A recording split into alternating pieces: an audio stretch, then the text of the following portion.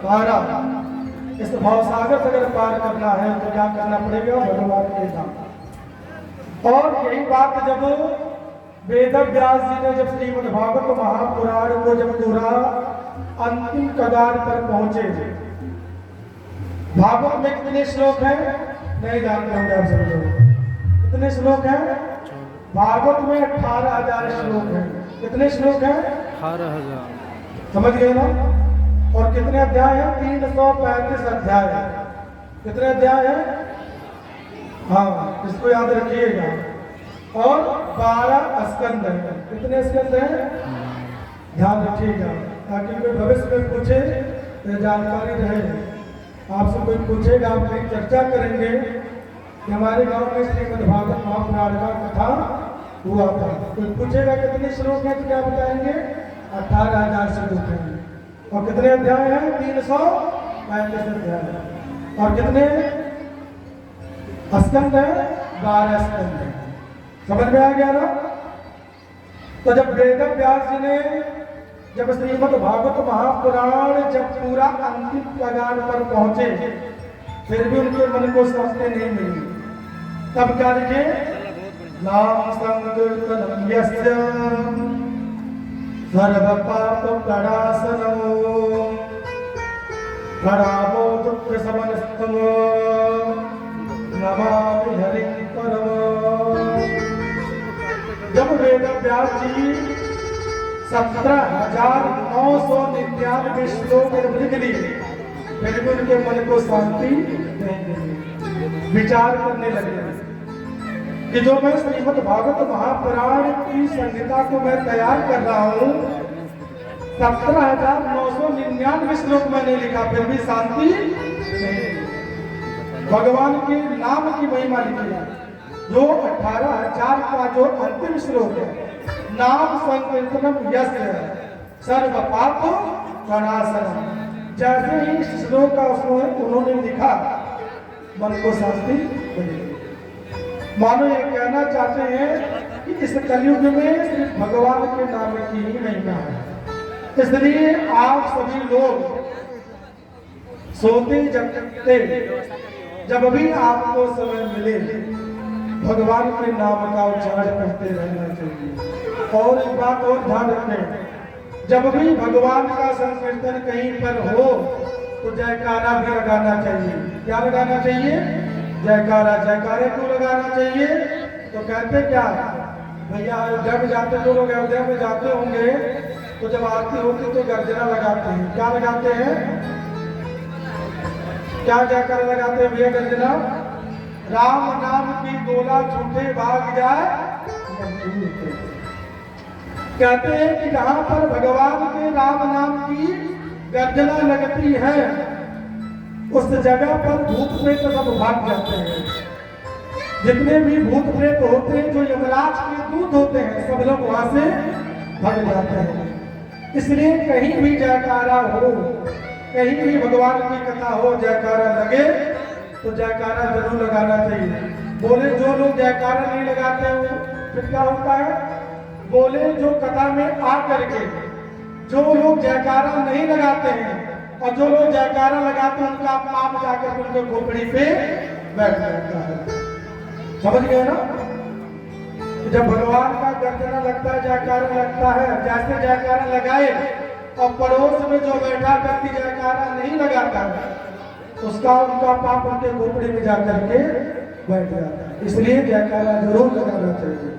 और जब भी भगवान का संकीर्तन हो, नाम लिया जाए, तो ताली बजाना चाहिए। ताली बजाना चाहिए ना? ताली क्यों बजाते हम लोग? ताली क्यों बजाते हैं? ताली बजाना नहीं है। ताली क्यों बजाते हैं ये जानते हैं? ताली बजा देने से क्या होता है? हमारे हाथ में कितने ग्रह देवता होते हैं? 9 ग्रह देवता। कितने होते हैं सभी लोग जानते हैं ना? समझ में आ रही बात की नहीं? कितने ग्रह देवता होते हैं?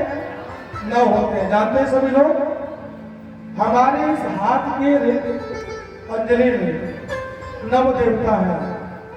इस पे बृहस्पति का वास होता है, या बृहस्पति का स्थान हो गया, और ये जो स्थान हो गया या शनि का स्थान बताया गया, राहु केतु का भी स्थान यही बताया गया। इसमें सूर्य का स्थान बताया गया है, सूर्य और मंगल का स्थान इसमें बताया गया है, शुक्र का भी स्थान इसमें बताया गया है और इसमें बुध का स्थान बताया गया है। ठीक है, जो नवग्रह देवता इसी में वास करते हैं। तो कहते हैं कि जब भगवान का संकीर्तन होता है और ताली बजाते हैं तो जितने भी हमारे ग्रह अस्त रहते हैं, डूबे रहते हैं, अच्छे फलों की प्राप्ति नहीं करते हैं और जयकारा जैसे लगता है भगवान का नाम लिया जाता है, उतने ग्रह क्या होते हैं, उठ करके अच्छे फलों की प्राप्ति कराते हैं। इसलिए ताली जरूर बजाते हैं। कहते हैं कि जहां पर श्रीमद् भागवत महापुराण की कथा होती है वहां पर समस्त देवी देवताओं का वास हो जाता है। 33 कोटि देवता होते हैं। कितने देवता होते हैं? 33 कोटि। कोटि का मतलब कितना हुआ? कोटि का मतलब कितना हो गया भैया? कोटि का मतलब हो गया प्रकार भी होता है और कोटि का मतलब हो गया करोड़ भी। जैसे बहुत लोग बोलते हैं ना कि हमारे हिंदू धर्म में 33 करोड़ देवता है, लेकिन 33 करोड़ देवता नहीं होते हैं, 33 कोटि देवता होते हैं। कितने होते हैं? 33 कोटि देवता होते हैं, यानी 33 प्रकार के देवता होते हैं। कहते हैं कि जहां पर श्रीमद् भागवत महापुराण की कथा होती है वहां पर 35 कोटि के देवी देवता सब लोग आकर के वास कर जाते हैं।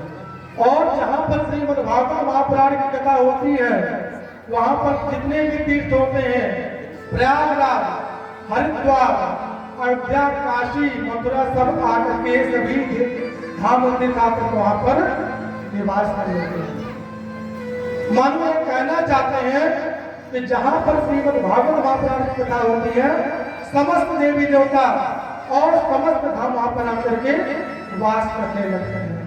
अब आप लोग विचार करें कि हम लोग का कितना परम सौभाग्य है कि श्रीमद् भागवत महापुराण की कथा का श्रवण कर लेने से, आयोजन कर लेने से समस्त तीर्थ आदि आकर के उसमें निवास करेंगे। मानो यह सगुनी ग्राम नहीं होता है, ये सगुनी ग्राम क्या बन जाता है? अयोध्या बन जाता है, वृंदावन बन जाता है, काशी बन जाता है, बिहार बन जाता है। यह श्रीमद् भागवत महापुराण की महिमा है। और इस कथा में जो लोग आते हैं, जो लोग इस कथा में प्रवेश कर चुके हैं, निश्चित ही भगवान की कृपा है। भगवान की कथा में वही आते हैं जिसको गोविंद बुलाएंगे, और जिसको गोविंद नहीं बुलाएंगे ना वह कथा में कभी नहीं आ सकता है। वह कोशिश करेगा कि एक दिन चल करके कथा सुन ले, लेकिन कुछ ना कुछ ऐसा व्यवधान भगवान डाल देंगे कि कथा में पहुंच नहीं पाएगा। यह श्रीमद् भागवत महापुराण की कथा को वही आ सकता है कि जिसको पर मैया की कृपा होगी, सगुनी मैया की कृपा होगी, जिसको पर भोलेनाथ की कृपा होगी, वही इस कथा में आ सकता है। सब लोग इस कथा में नहीं आ सकते हैं। और एक बात और मेरा निवेदन है, ये जो कथा, मैं किसी की प्रशंसा तो नहीं करूंगा, ये जो कथा है, ये जो यज्ञ का आयोजन किया गया है, पर्सनल एक व्यक्ति का नहीं है, यह कथा सभी की है, यह यज्ञ सभी का है, ये किसी का पर्सनल नहीं है। इस कथा में वही है, इस कथा में भगवान सेवा उसी से लेंगे जिससे गोविंद जाएंगे, जिससे मैया जाएंगे, और जब तक भगवान की कृपा नहीं होगी तब तक सेवा भी नहीं लेंगे। इसलिए आप सभी से मेरा चाहे निवेदन बोलिए और चाहे आदेश दीजिए, इस यज्ञ का आयोजन हमारे राम जी भैया के द्वारा बनाए दिव्य आयोजन किया गया है। आप सब लोग कर्म धन में साथ में उपस्थिति हो करके और इस यज्ञ को पूर्णाहुति की तरफ सभी लोग लेकर के चलेंगे। जिसके पास जो व्यवस्था हो, कहते हैं तुलसी पंछी के प्रिय घटे ना सरिता ना नीर, और धन दिए धन नाही घटे जो सहाय। धन देने से धन घटता नहीं है, धन और बढ़ता है। अभी जब कोई ऑर्केस्ट्रा नृत्य होगा ना भैया, आज का समय कलयुग का प्रभाव है, अभी आप कथा को सुनेंगे। अभी कोई ऑर्केस्ट्रा का आयोजन किया जाए तो भीड़ की संख्या बहुत बढ़ जाएगी और पैसे रुपए का इतना बौछार लगा देंगे कि कहने की जरूरत नहीं पड़ेगी, धन दे देंगे। लेकिन कहीं भी अगर धर्म का कार्य होता तो वहां पर पैसे देने में, वहां दान देने में हम लोग क्या करते हैं, कंजूसी करते हैं। कंजूसी बिल्कुल नहीं करना है। जिसके पास जो व्यवस्था हो, धन की व्यवस्था तो धन के माध्यम से सहयोग करें और धन नहीं है तो अपने शारीरिक रूप के माध्यम से इसे सभी लोग उपस्थित होकर के सहयोग करेंगे। प्रेम से श्रीमद्भागवत महापुराण की जय हो। कहते हैं श्रीमद्भागवत महापुराण की कथा को सुन लेने से घर में जो भी बाधाएं होती सब दूर हो जाती है। यह जो श्रीमद्भागवत की कथा है इसको सुन लेने से घर में जो भी बाधाएं होती सब दूर हो जाती हैं। और कहते हैं यदेवस्य लोक कल्याणमो देवानां एकताः आसस्य लोक कल्याणमो देवस्य भक्तश्च मातृतः।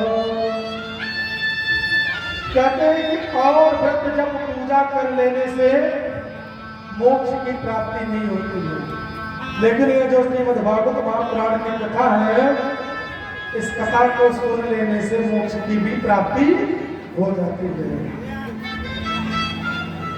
यह कोई साधारण कथा नहीं है। कहते तेने वाङ्मयी मूर्ति प्रत्यक्षे ब्रह्म वर्तते हरि। यह जो श्रीमद्भागवत महापुराण की जो कथा है ये कोई पुराण नहीं है, ये कोई साधारण पुस्तक नहीं है। ये क्या है, साक्षात हरि। यह जो श्रीमद्भागवत महापुराण है साक्षात हरि ही है। कहते हैं जब इस परम धरा को लोग को छोड़ करके जब गोविंद जा रहे थे तो विदुर जी ने प्रश्न किया कि प्रभु इस धरा को छोड़ करके आप जा रहे हैं, कलयुग का आगमन होने वाला है, आप इस धरा को लोगों को छोड़ कर चले जाएंगे तो जीवों का कल्याण कैसे होगा, इसलिए कोई उपाय बताए। तो भगवान ने कहा कि विदुर जी आप परेशान मत होइए, मैं अपना स्वरूप श्रीमद्भागवत महापुराण में छोड़ करके जाऊंगा। जो भी श्रीमद्भागवत महापुराण की कथा को सुनेगा उसका निश्चित ही कल्याण हो जाएगा और उसके ऊपर मेरी कृपा हमेशा बनी रहेगी। इस प्रकार भगवान ने विदुर जी को समझाया और भगवान के शरीर के माध्यम से एक दिव्य ज्योत प्रकट हुई। वह ज्योत आकर के श्रीमद्भागवत महापुराण में आकर के प्रवेश कर गई। प्रेम से बोले श्रीमद्भागवत महापुराण की। इसलिए इस कथा को जब श्रवण करें, कथा में जब आप सुनने के लिए आए तो क्या करना पड़ेगा, पहले अपने मन और वाणी को पवित्र करना पड़ेगा। जब तक आपका मन पवित्र नहीं होगा तब तक गोविंद का वास नहीं हो सकता। कोई भी पूजा कर लीजिए, चाहे दुर्गा सप्तशती का पाठ कर लीजिए, चाहे महामृत्युंजय का पाठ करवा लीजिए या भगवान का नाम ले लीजिए, जब तक आपका मन पवित्र नहीं होगा तब तक गोविंद की कृपा कभी नहीं हो सकती। तो मन को क्या करना पड़ेगा, कहते हैं इसी बात को गोस्वामी तुलसीदास जी रामचरितमानस में कहते हैं, निर्मल मन जन धन मोहि पावा, निर्मल मन जन सो मोहि पावा, निर्मल मन जन मोहि पावा, मोहि कपट छल छीत्र नमावा, मोहि कपट छल छीत्र नमावा,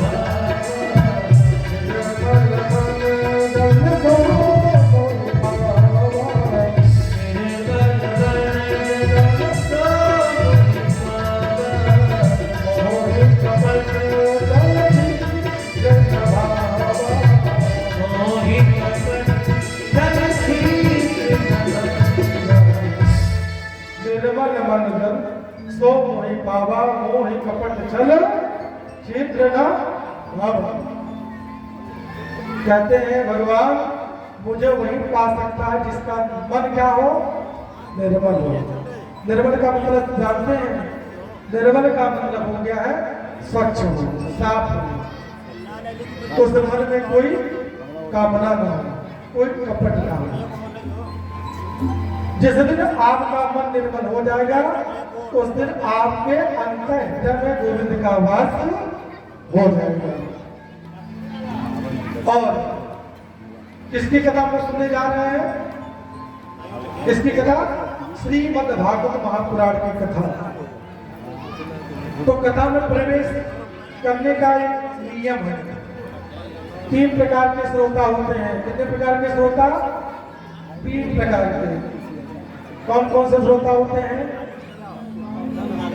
पहले होते हैं श्रोता। पहले नंबर पे कौन हुए? श्रोता। और दूसरे नंबर पे कौन हो गए? श्रोता। कौन हो गए? श्रोता। और तीसरे नंबर पे कौन हो गए? श्रोता। ये 3 प्रकार के भक्त होते भगवान के। अब 3 लोगों के बारे में जान लीजिए। जो भगवान के सबसे परम भक्त होते हैं, जो भगवान के अनन्य प्रिय भक्त होते हैं, उसको हम कहते हैं श्रोता। क्या कहते हैं? श्रोता। जैसे कथा का समय 6 बजे है, तो जो भगवान के श्रोता जन होते हैं वो 5:45 बजे आकर के कथा में बैठ जाते हैं। ये कौन हो गए? श्रोता। ये भगवान को बहुत प्रिय होते हैं। और दूसरे नंबर पे हो गए श्रोता। दूसरे नंबर के भक्त कौन हो गए? श्रोता। श्रोता का मतलब समझे आप? श्रोता का मतलब यह हो गया, जो एक भक्त होते हैं, क्या होते हैं, जैसे कथा शुरू होती है तो कथा में आएंगे और ऐसे जगह पर बैठेंगे जहां पर उनको सोने की व्यवस्था बनी हो, टेक लगा हुआ। जैसे टेक लगा सीधा या देवी सर्वभूतेषु विप्रारूपेण संस्थिता। तो क्या होंगे? आकर के कथा में बैठेंगे जरूर, लेकिन आकर के सो जाएंगे। उनको कथा से कोई मतलब नहीं होता। कथा में आएंगे लेकिन क्या करेंगे? सो जाएंगे। ये कौन हो गए? श्रोता। और तीसरे नंबर के कौन हो गए? श्रोता। कौन हो गए? श्रोता। इनका क्या काम होता है? इनका काम होता है कि कथा में आएंगे जरूर, ना अपना कथा सुनेंगे और ना पड़ोस में जो बैठ करके कथा सुनेगा उसको भी कथा नहीं सुने देंगे। इनका काम क्या होता है कि आकर के कथा में देखेंगे पांडाल में व्यवस्था नहीं हुई,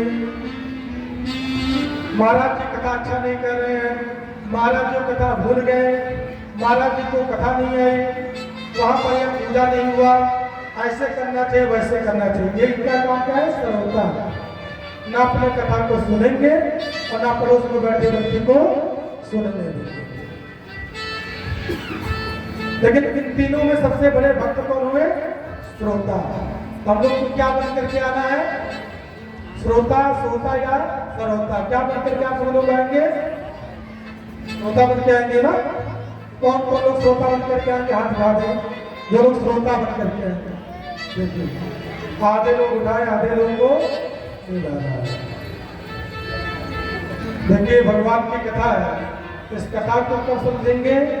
जब अपने मन को एकाग्रित करके कथा को सुनेंगे तभी कथा समझ पाएंगे। तो हम लोग क्या बन करके आएंगे? श्रोता। श्रोता बन के आएंगे ना? श्रोता बन करके नहीं आएंगे। और एक नियम और जान लीजिए, कथा तो हम सुनाएंगे ही सुनाएंगे, नियम तो ही दिया गया है कि भगवान की कथा जहां पर हो या यज्ञ हो या कहीं भी मंदिर हो, जो लोग असमर्थ हो वो लोग कुर्सी लगा करके बैठ सकते हैं, और जो लोग बैठने में सक्षम हो भगवान के सामने कुर्सी लगा करके नहीं बैठ सकते। ना भगवान के सामने कुर्सी लगा कर बैठना चाहिए, ना भगवान के सामने पैर फैला करके बैठना चाहिए, और ना भगवान के सामने पीठ करके बैठना चाहिए। जानते नहीं जानते? देखिए हमारे कथा सुनाने के लिए जब हम आपको बताएंगे नहीं, अच्छे ज्ञान बताएंगे नहीं, राम जी को राम जी ने रावण को तो मारा है, किसने? कौन नहीं जानता? सब जानते हैं। कंस को कन्हैया ने मारा तो कौन नहीं जानता? सब लोग जानते हैं ना? इसको नहीं पता, सबको पता है। लेकिन कथा में आकर के अच्छा ज्ञान प्राप्त करें, यही जीवन का महत्व होता है। अच्छा जान सके। कुर्सी लगा के कहीं बैठेंगे, राम जी भैया मेरा निवेदन है, राम जी भैया ध्यान दें, कुर्सी की व्यवस्था यहाँ पर उन्हीं के लोग के लिए व्यवस्था जो बैठने में असमर्थ हो, जो लोग बैठने में सामर्थ हो, जो बैठने में नीचे सामर्थ हो लोग नीचे बैठेंगे, जो लोग असमर्थ हो वो लोग कुर्सी लगा करके बैठ सकते हैं। क्यों बैठना चाहिए? तो कहते हैं जो लोग कथा में या पूजा में बैठने में सक्षम हो, अगर वह लोग कुर्सी लगा करके बैठते हैं तो उनकी आयु कम हो जाती है। क्या हो जाती है? आयु कम हो जाती है। इसलिए कुर्सी लगा करके नहीं बैठना चाहिए। प्रेम से बोले श्रीमद् भागवत महापुराण की जय हो।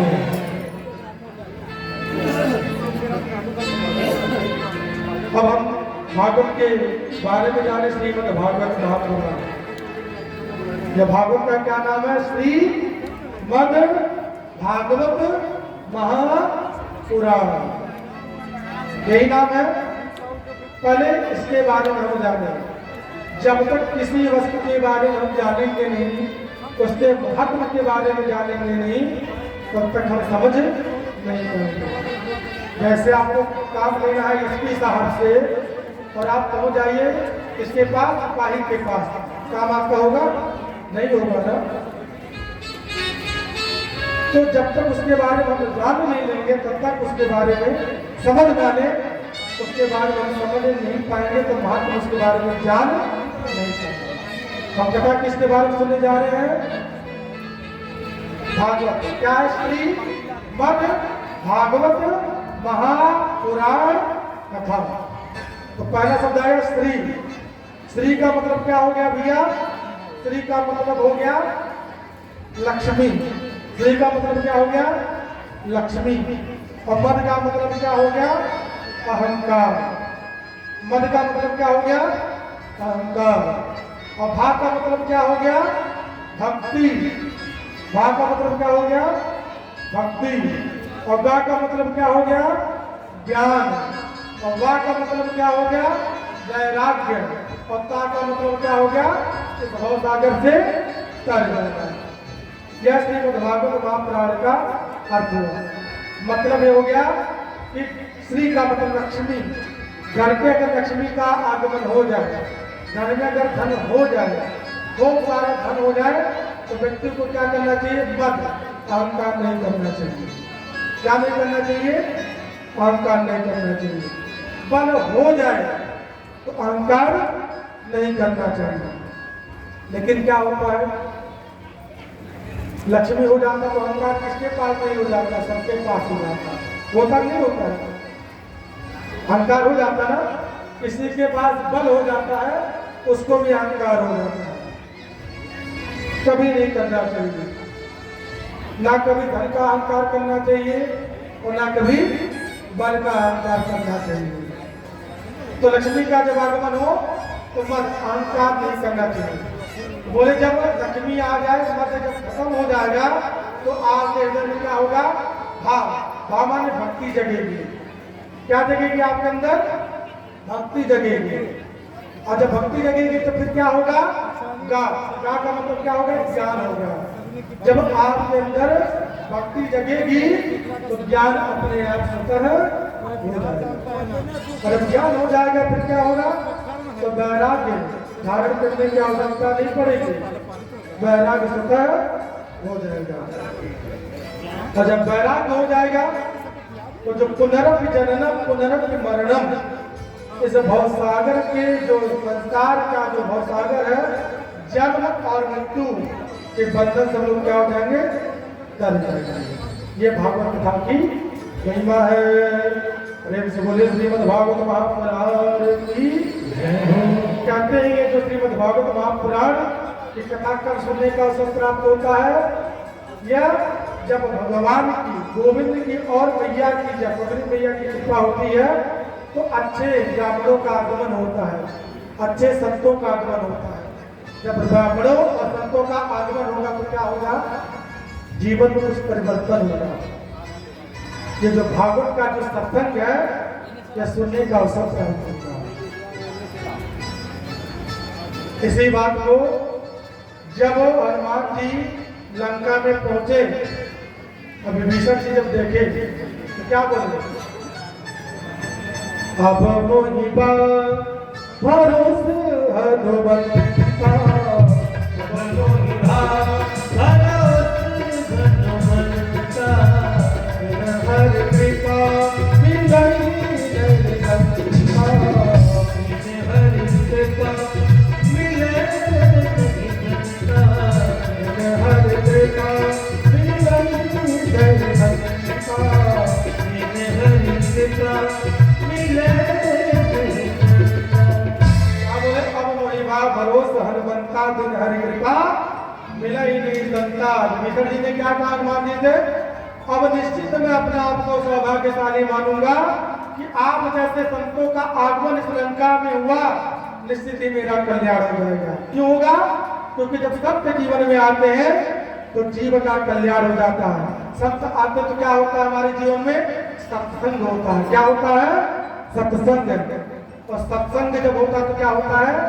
इसी बात को गोस्वामी तुलसीदास जी ने क्या कहा, बिनु सत्संग विवेक न होई, बिनु सत्संग विवेक न होई, बिनु सत्संग विवेक न होई, बिनु सत्संग विवेक न होई, राम कृपा बिन सुलभ सोई, राम कृपा बिन सुलभ सोई, राम कृपा बिन सुलभ सोई, राम कृपा बिन सुलभ।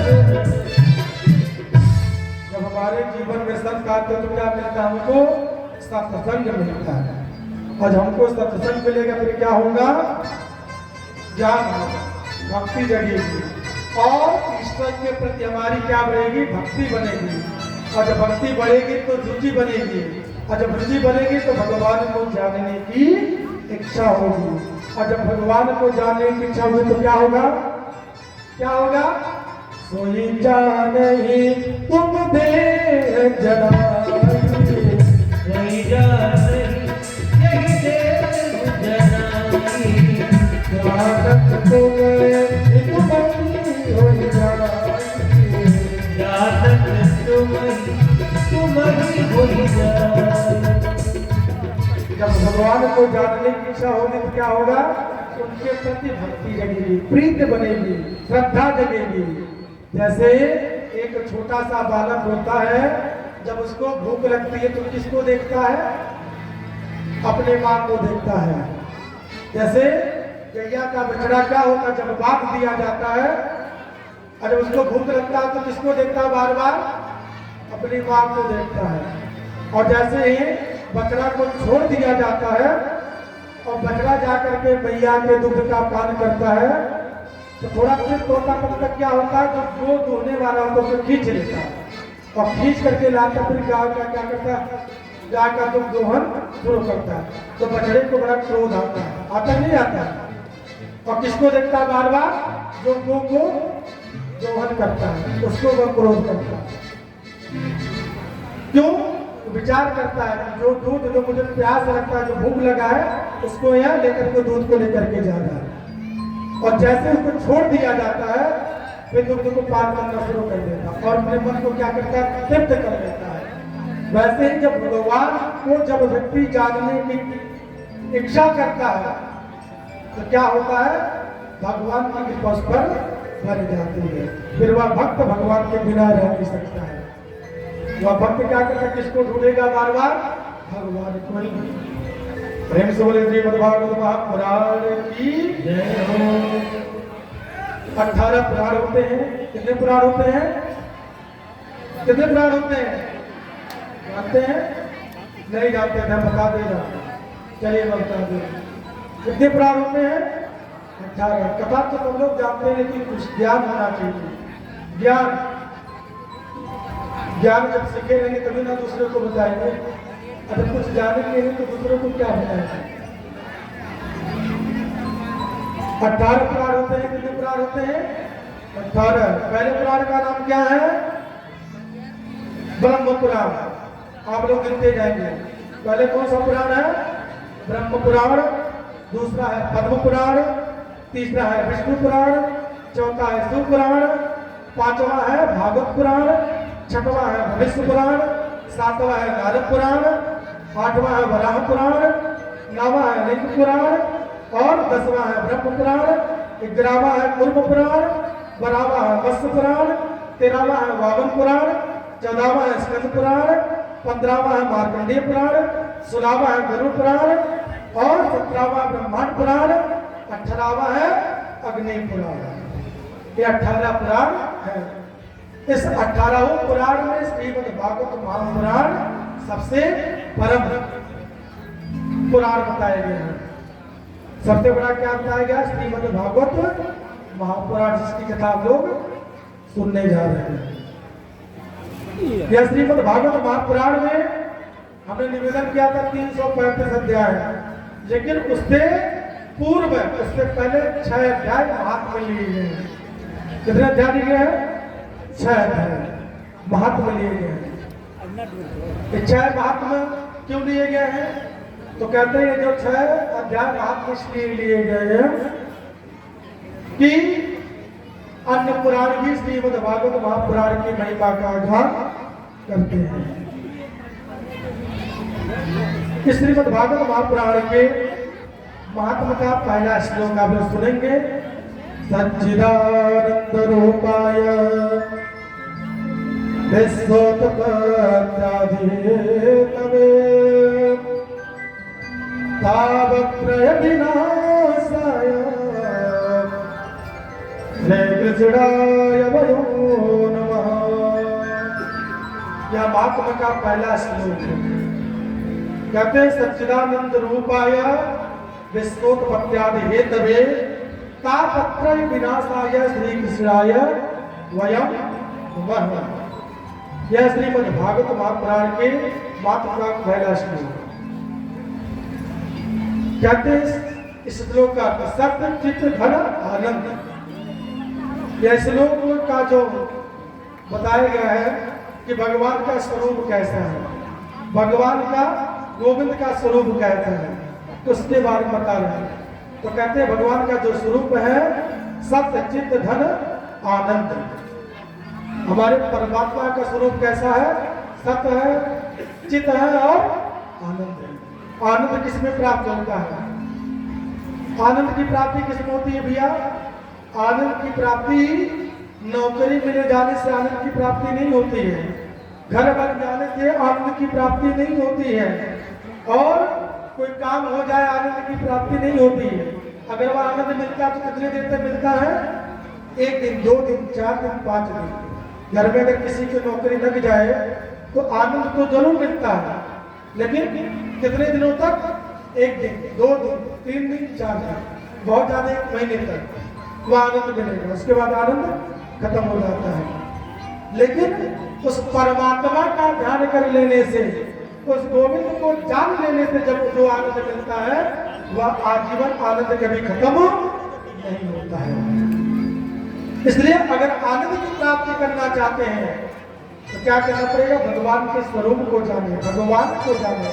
उस भगवान को जानने के लिए श्रीमद् भागवत महापुराण की कथा को सुनना पड़ेगा। तापत्रय विनाशाय श्री कृष्णाय वयं नमः। जब जीव जन्म लेता है तो 3 प्रकार का ताप उसको पकड़ लेता है। कितने प्रकार का ताप? 3 प्रकार का। कौन कौन ताप है?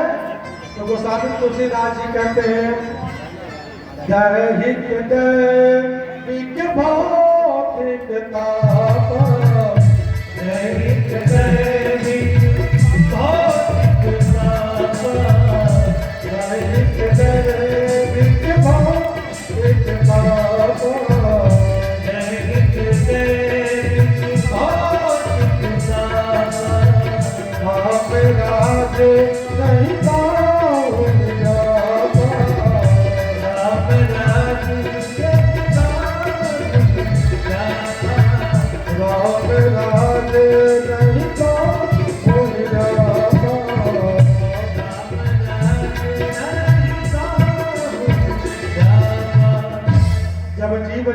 लेता है तो 3 प्रकार का ताप उसको पकड़ लेता है। कौन कौन? दैहिक, दैविक और भौतिक। 3 तापों के बारे में पहले आप जान लीजिए। दैहिक, दैहिक क्या है? तो दैहिक का मतलब देह संबंधित है। जैसे देह में, शरीर में जैसे कोई समस्या बन गई, बीमारी बन गया, कोई बीमारी हो गया, शरीर में कोई बीमारी उत्पन्न हो गया, कोई समस्या उत्पन्न हो गया शरीर के रूप में, इसको कहते हैं दैहिक। और भौतिक, दैहिक और दैविक का मतलब क्या हो गया? दैहिक हो गया दैविक का। दैविक का मतलब हो गया, मान लीजिए जैसे आप खेत में कोई फसल लगाएं और वर्षा ना हो। जैसे इस समय क्या है, इस समय वर्षा की बहुत जरूरत है, बारिश की जरूरत है कि नहीं है, है ना? और बारिश नहीं हो रहा।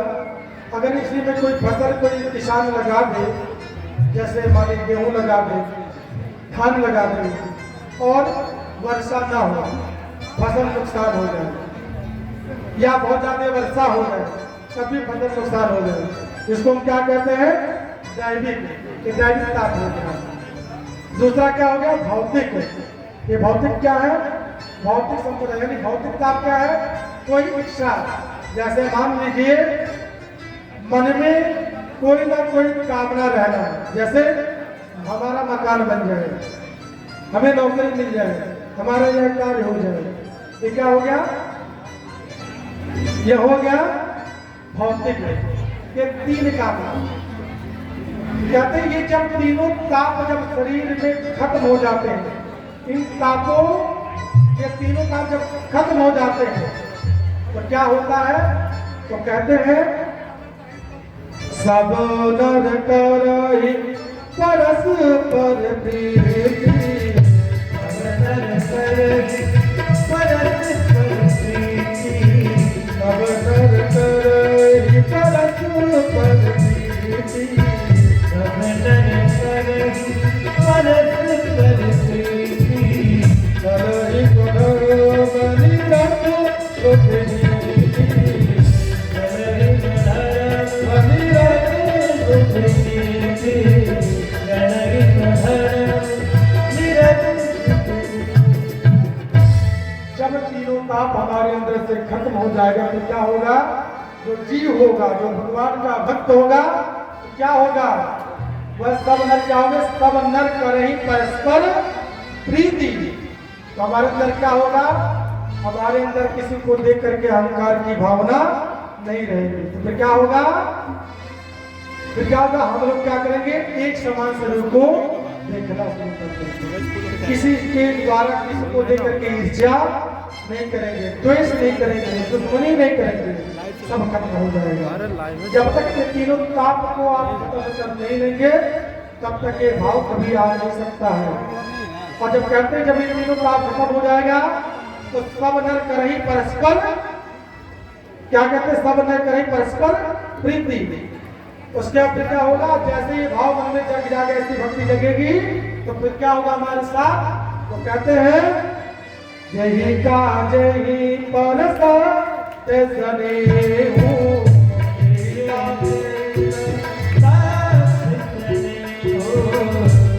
का जही परसा ते स्नेहु, जही परसा ते स्नेहु, मोते मिलाई न कछु सकते हो, मोते मिलाई न कछु सकते हो,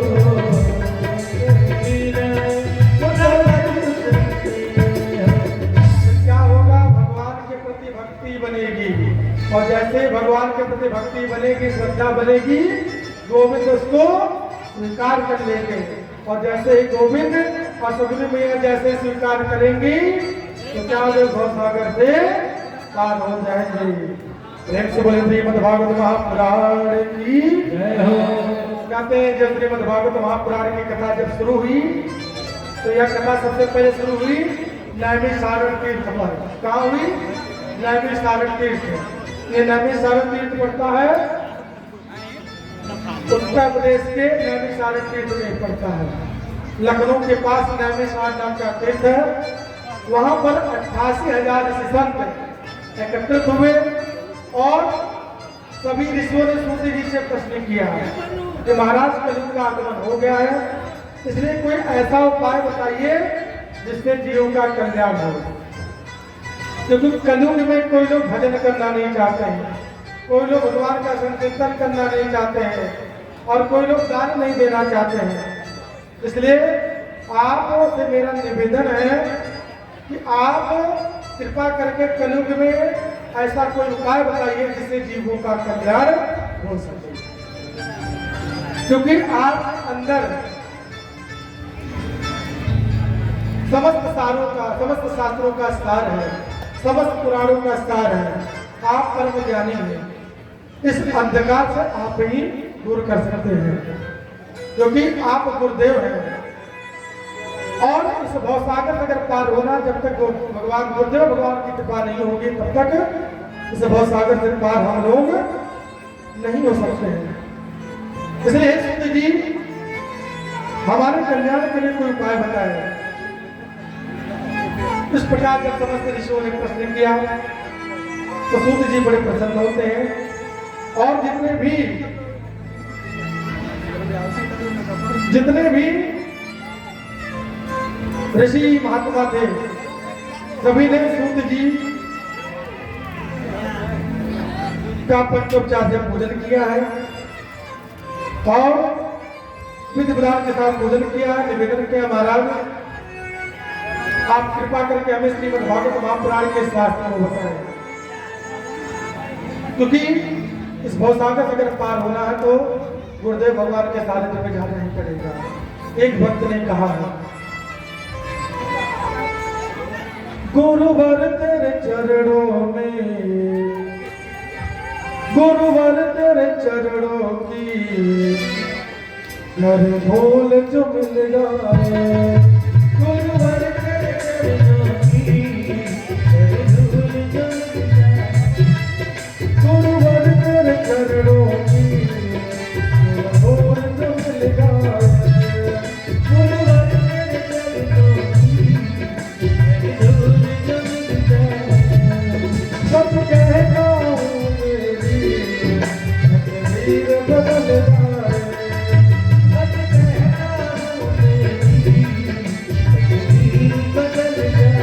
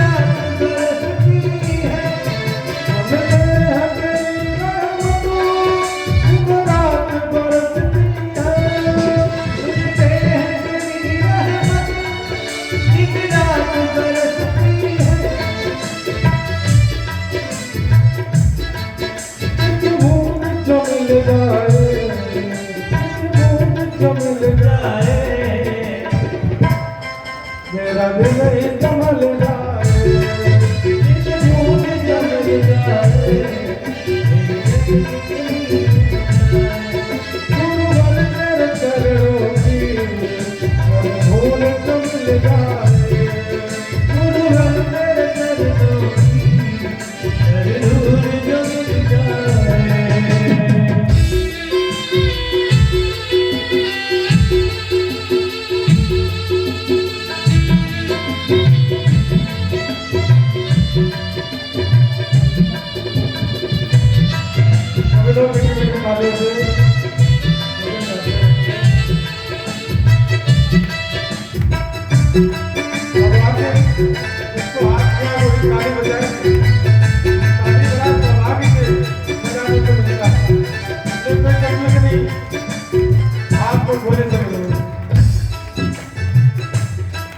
ये मन बड़ा चंचल है, इसे कैसे समझाऊं मैं?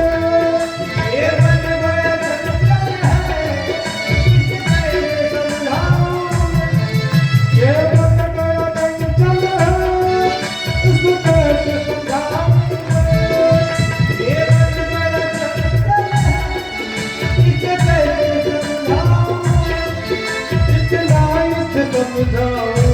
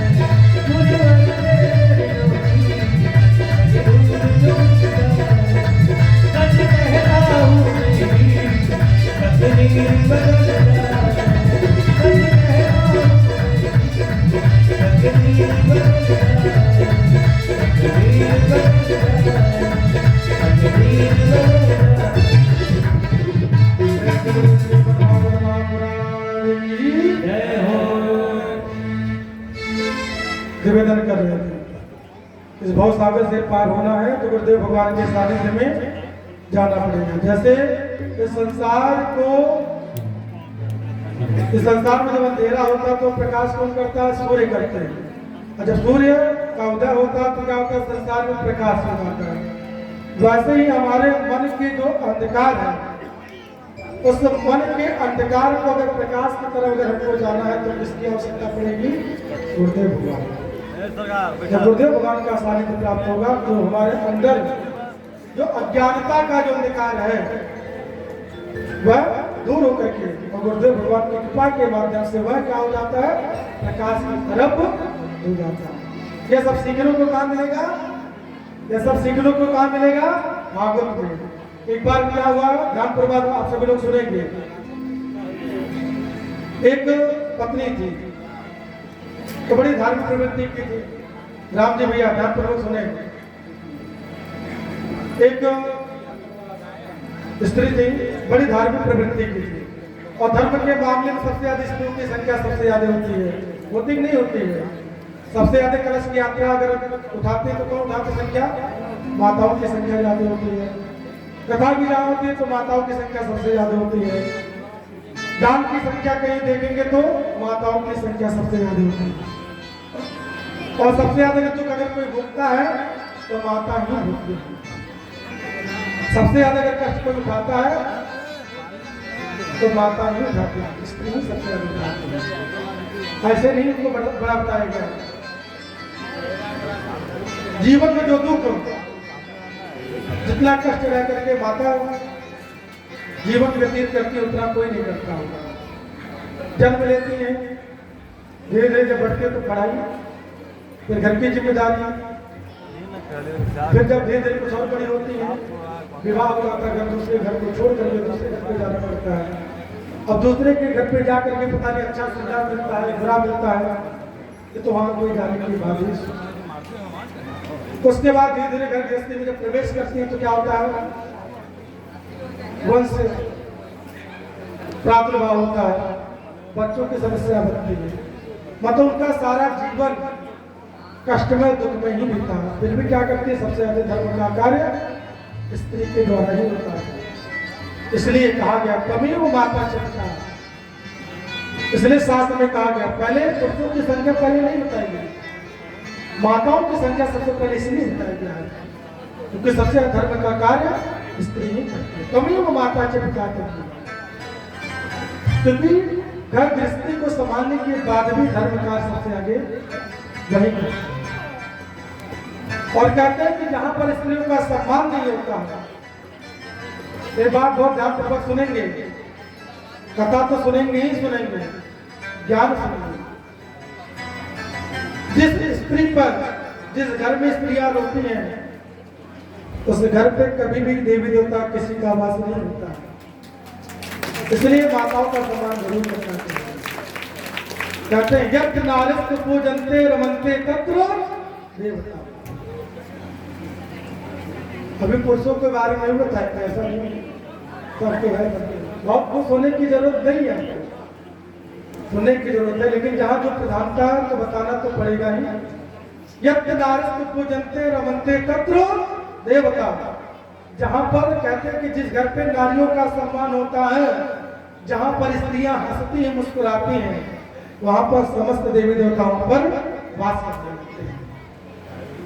और जिस घर पे स्त्रियां रोती हैं तो जितने पितर लोग होते हैं और जितने देवता वहां पर भाग जाते हैं, कभी आते नहीं। इसलिए स्त्रियों का सम्मान करना चाहिए। और एक स्त्री का परम धर्म क्या है यह भी जान लीजिए।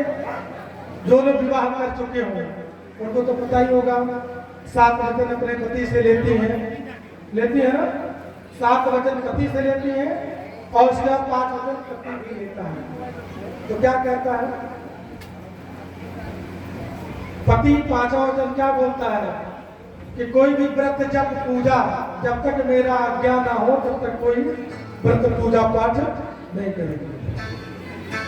साथ में नियम ही दिया गया राम जी भैया कि कोई भी स्त्री को कोई अगर व्रत उठाना हो, जब तक पति का आदेश ना मिले तब तक कोई व्रत उठाना नहीं चाहिए।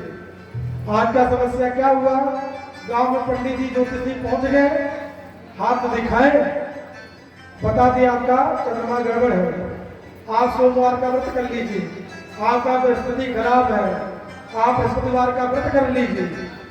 तो पति को पता नहीं चलेगा, वो व्रत उठा लेते हैं। कभी नहीं करना चाहिए। कोई भी व्रत करिए तो पति का आज्ञा का पालन करके करना चाहिए। और कहते हैं, बात कंपटीशन की नहीं है, कहते हैं कि बिना पति के आज्ञा अनुसार कोई भी कार्य अगर पत्नी करती है तो अपने नरक में जाती ही जाती है, आने वाले 7 पीढ़ियों को भी नरक में लेकर के जाते हैं। क्योंकि एक पत्नी के लिए पति ही सर्वस्व होता है, होता नहीं होता। स्त्री बहुत सुंदर हो, बहुत सुंदरता हो, खूब श्रृंगार कर लीजिए, अगर पति ना हो तो सब व्यर्थ नहीं लगता। इसलिए हमारी माताएं क्या करते हैं, सिंदूर लगाती है। हमारे उत्तर प्रदेश में उतनी प्रथा नहीं, लेकिन धीरे धीरे होती जा रही है। बिहार में प्रथा है, जब सिंदूर लगाते हैं, कोई जब अच्छा बंद त्योहार जब पड़ता है तो सिंदूर यहाँ से लगाते हैं। कहाँ से लगाते हैं? नाक से। क्यों लगाते हैं? इसलिए लगाते हैं कि ये जो सिंदूर है, इस सिंदूर को कौन भरता है? पति। मालूम हुआ, कहना चाहते हैं कि हमारे पति यहाँ से संबंध हो। क्यों यहाँ संबंध हो? क्योंकि श्वास हमारी कहाँ से चलती है? जब तक हमारी श्वास यहाँ से चलेगी तब तक हमारे पति यहाँ। क्योंकि अगर ये बंद हो गया तो सब व्यर्थ है। तो मानो अपने पति की रक्षा के लिए सिंदूर यहाँ से लगाते हैं, क्योंकि जब हमारा भी जो आयु है उस आयु को हमारे पति ले लें, और यहाँ से लगाते हैं क्योंकि ये सुरक्षित, हमारे पति भी सुरक्षित। और आजकल के समय में क्या हुआ, तो सिंदूर तो लोग लगाते ही हैं, सिंदूर ऐसा लगा देंगे पता ही नहीं चलेगा। तो कहते हैं कि अगर ऐसी स्त्रियां अगर सिंदूर लगाती हैं, छुपा करके लगाते तो उनके पति भी छुप जाते हैं इस इसलिए सिंदूर अपने सत्य सनातन धर्म का जो मर्यादा है, जो नियम, उसका पालन जरूर करना चाहिए। उसमें कोई कंजूसी नहीं करना चाहिए, जरूर करना चाहिए। तो निवेदन कर रहे थे, एक स्त्री थी, बड़ी धार्मिक प्रवृत्ति की थी, लेकिन उनके जो पति थे धर्म कार्य बहुत कम करते थे, धर्म कार्य जाते नहीं करते, कम ही करते थे। एक बार क्या हुआ, उनके गांव में श्रीमद् भागवत महापुराण का आयोजन किया गया, कथा का। तो उनकी पत्नी ने कहा, 3 दिन उनकी पत्नी ने कथा सुना, चौथे दिन अपने पति को बोली कि गांव में श्रीमद् भागवत महापुराण की कथा का आयोजन किया गया है, आप भी एक दिन जाकर के कथा को सुन लेते, बड़ा अच्छा लगता। कहते कहते पति 6वें दिन कथा में सुनने के लिए पहुंचा। अब जैसे कथा में पहुंचा तो बड़ा सम्मानित व्यक्ति था, और कोई सम्मानित व्यक्ति अगर पहुंचे तो क्या कहते हैं लोग, आइए। तो जैसे वो कथा में बैठा पहुंचा, तब तक सभी लोगों ने क्या कहा, आइए। क्या बोले? सभी लोग आइए। बड़ा प्रसन्न हुआ। फिर तब तक सभी लोग बोले बैठिए। बेचारा बैठ गया, और जब बैठ गया, कथा शुरू हुई श्रीमद् भागवत महापुराण की, और उसको नींद आ जाता है। क्या आ जाता है? नींद, और सो जाता है। और पूरी कथा जब समाप्त हो जाती है, सब लोग चले जाते हैं, एक व्यक्ति बचा रहता है। कितने व्यक्ति? एक व्यक्ति। और जब उसका नींद खुला तो बगल में जो व्यक्ति बैठा था कहा, जाइए, आइए, बैठिए और जाइए। 3 शब्द सुने, 3 शब्द। कौन कौन से? आइए, बैठिए, जाइए। 3 शब्द सुने। बेचारे चले गए। जब घर पहुंचे, पत्नी ने पूछा,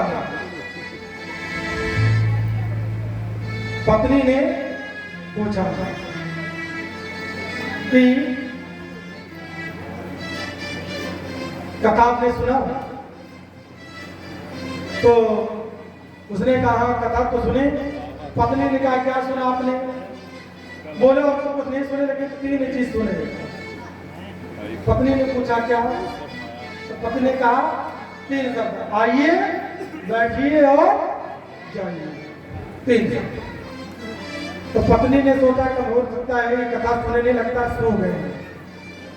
पत्नी ने कहा ये तो सबसे बड़ा मंत्र, इससे बड़ा कोई मंत्र हो ही नहीं सकता। बोले अच्छा, बोले क्या करूं? पत्नी ने कहा इस मंत्र को नियम पूर्वक रोज जप करो। क्या करो? जप करो।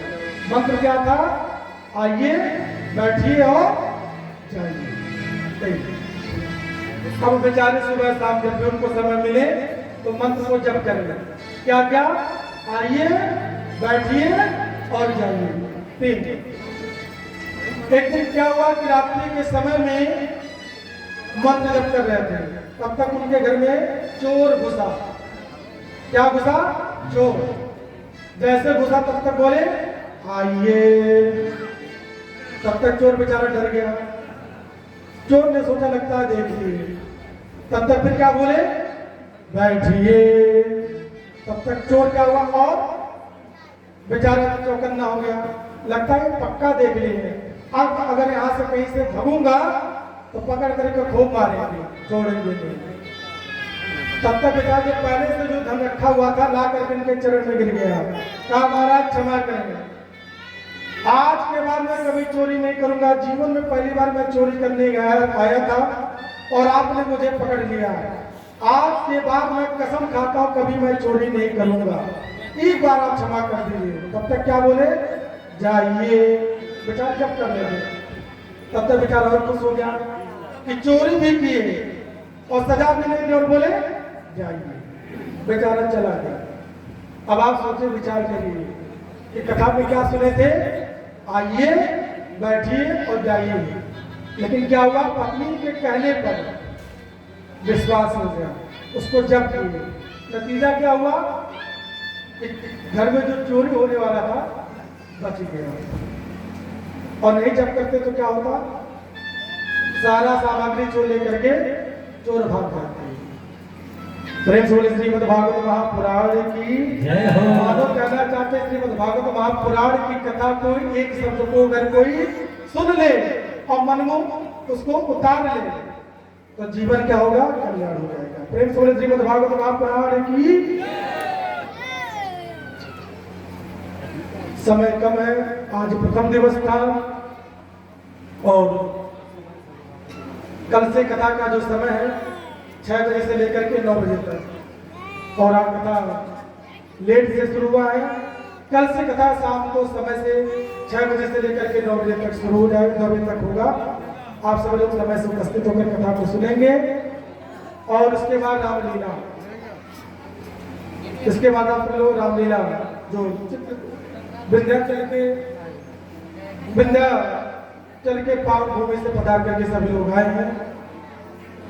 कल से आप सब लोग समय से पहुंच करके कथा को श्रवण करेंगे, उसके बाद रामलीला का आनंद लेंगे। आइए भगवत नाम का 2 जावा संकीर्तन करेंगे, उसके बाद आप 3 लोग करेंगे और कल से समय से पहुंच करके कथा को सुनेंगे।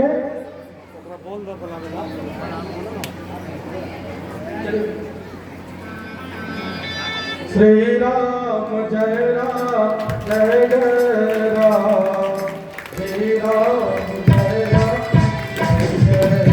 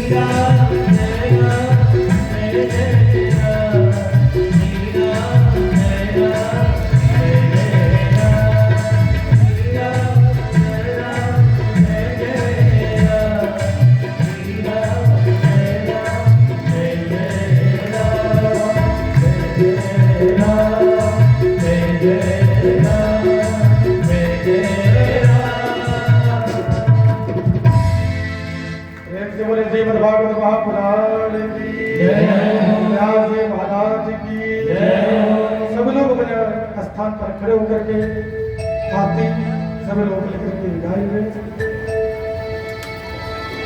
आप लोग अपने स्थान पर खड़े हो जाएं।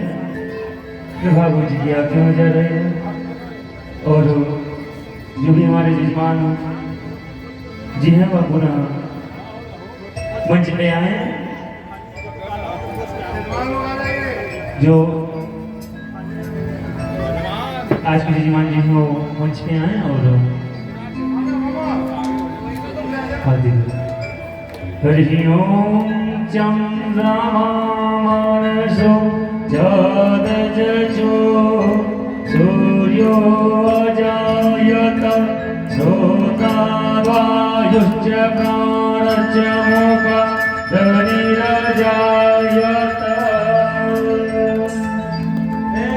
बसा करो तेरी मूर्ति उतारो गिरधर तेरी आरती। बसा कर तेरी मूर्ति उतारो गिरधर तेरी आरती। बसा कर तेरी मूर्ति उतारो गिरधर तेरी आरती। तेरी मूर्ति उतारो गिरधर तेरी आरती। तेरी आरती प्रभु तेरी आरती। तेरी आरती हो तेरी आरती उतारो भगवान तेरी आरती। मन में बसा कर तेरी मूर्ति उतारो भगवान तेरी आरती।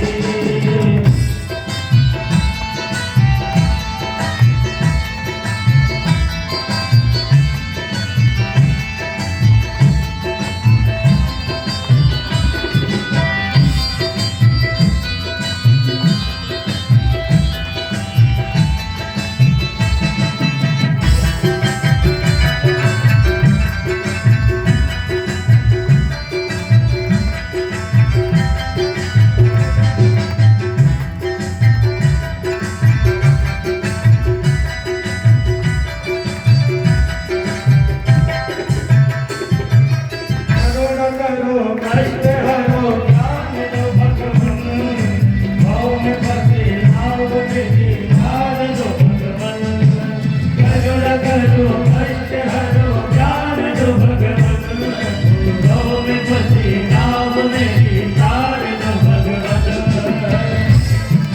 करुणा करो तुम साथ है दर्द की दवा तुम्हारे पास है।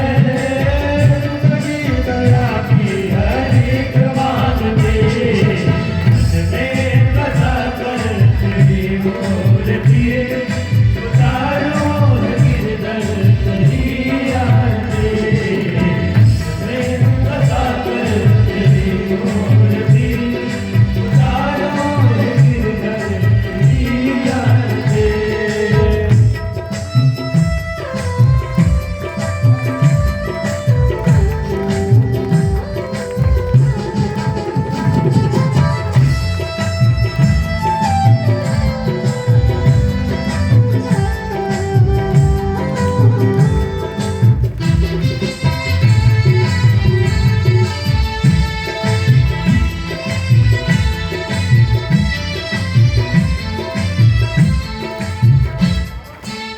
आग खुद जाए मैं सोचो भगवान।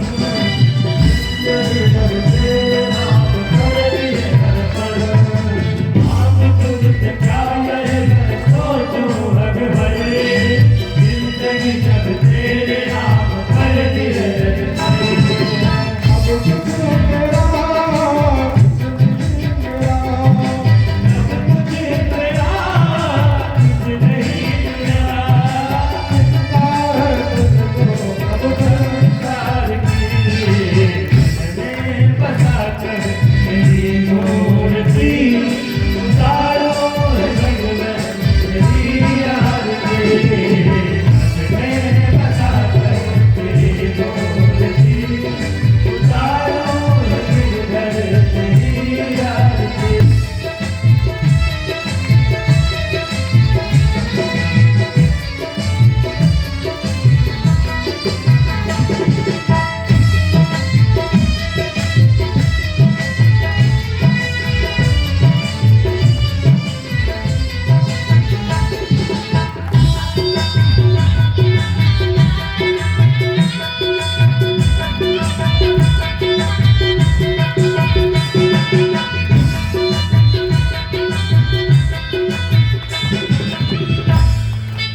वेद तेरी महिमा गाए संत करे नारद गुरदास करे तेरी कथा वेद तेरी महिमा गाए संत करे नारद गुरदास करे तेरी कथा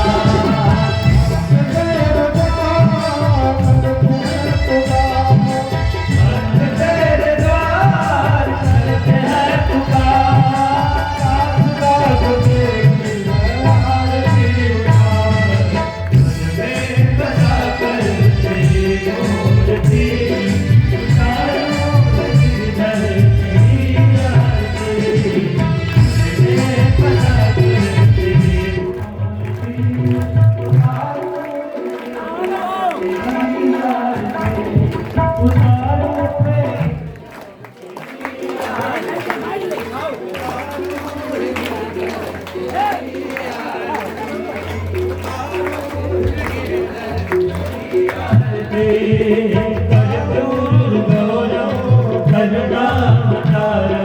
संसार सारं भुजगेन्द्रहारं सदा वसन्तं हृदयारविन्दे भावां भवानी सहितं नमामि त्वमेव माता जगता त्वमेव त्वमेव बन्धुः जगता त्वमेव एव विद्या जगदं त्वमेव त्वमेव सर्वं मम देव देव श्रीराम जय राम जय जय राम राधे राधे राधे श्याम श्रीराम जय राम राधे राधे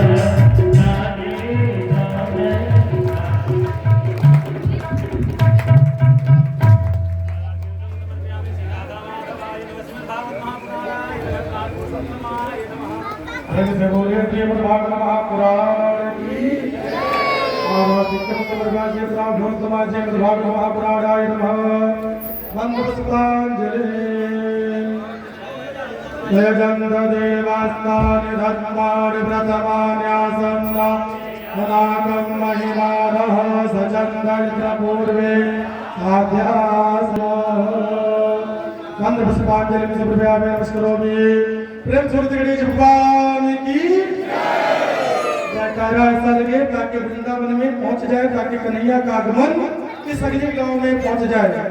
श्री हनुमान जी महाराज की, श्री सीताराम भगवान की, श्री सगुनी मैया की, श्री कृष्ण भगवान की जय हो, गंगा मैया की जय हो, गंगा मैया की जय हो, हरिओम मैया की जय हो, श्री राम जन्मभूमि की जय हो, कृष्ण जन्मभूमि की जय हो, सरकार की जय हो, श्री हनुमानगढ़ी की जय हो, समाज की जय हो, समाज की जय हो, यज्ञ में आए सभी भक्त जनों की जय हो, यज्ञ में न आए सभी भक्त जनों की जय हो, खा पी करके सोने वालों की जय हो, श्री यजमान देव की जय हो, यजमान देव की जय हो, माता पिता की जय हो, समस्त परिवार की जय हो, यज्ञ में आए समस्त भक्त जनों की जय हो, समस्त ग्राम वासियों की जय हो, समस्त नगर वासियों की जय हो, आज के आनंद की जय हो, सत्य सनातन धर्म की जय हो, सत्य सनातन धर्म की